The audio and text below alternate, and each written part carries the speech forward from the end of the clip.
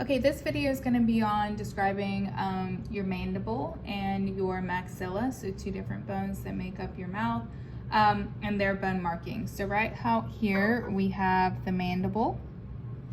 A couple of different things that you need to know, let me see, is two foramen. So we have what's called the mental foramen, and we have two of them. So the mental foramen's right here on the mental area, which is your chin, and we have another mental foramen or little hole right there on the other side.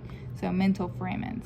Don't get that confused with the mandibular foramen, which is on the internal side of the mandible. So this would be your mandibular foramen, and then over here we have one as well, so mandibular foramen.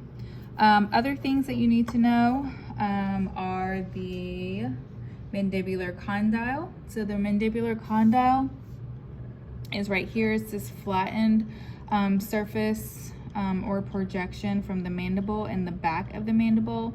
So this was mandibular condyle right there. The pointier part right here, this is going to be your coronoid process, and then we also have a coronoid process right there. We also have this U-shaped region in between our coronoid process and our mandibular condyle, and this U-shaped region is called the mandibular notch. We also have a mandibular angle, so don't get the notch and the angle confused. This one actually looks like a notch. And then we have the mandibular angle, which is down here. So this angle, or this region right here, is considered the mandibular angle. The other thing it asks you to identify are, let's see, alveolar processes. And basically these are the bone ridges that we can see out here.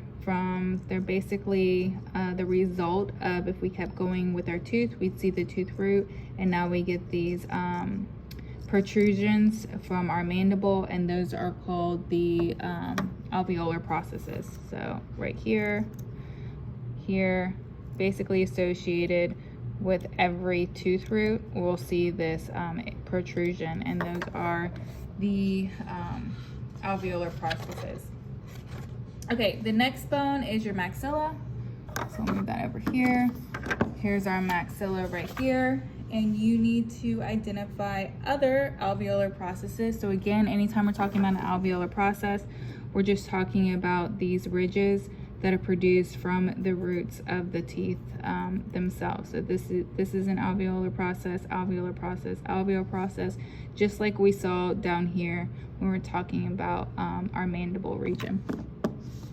You also need to know your palatine process. So palatine processes, because we're talking about the roof of the mouth or your palate.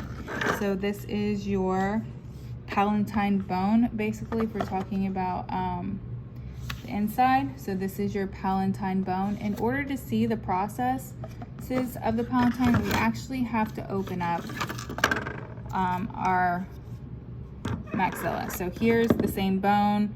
We're cutting open, let's pretend, the skull, and let's look at the inside of the palate. So underneath down here, this would be our palatine bone right here. If we're looking this way, if we took a sagittal plane or section of our skull, we would see the inside of our palate right here. And these are your palatine processes. So these ridges right in there. We can't see them really in the complete skull itself.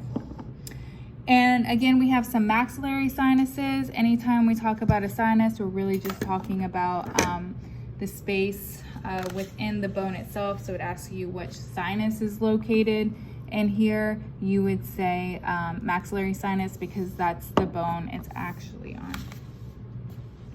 And that's it for your mandible and maxilla.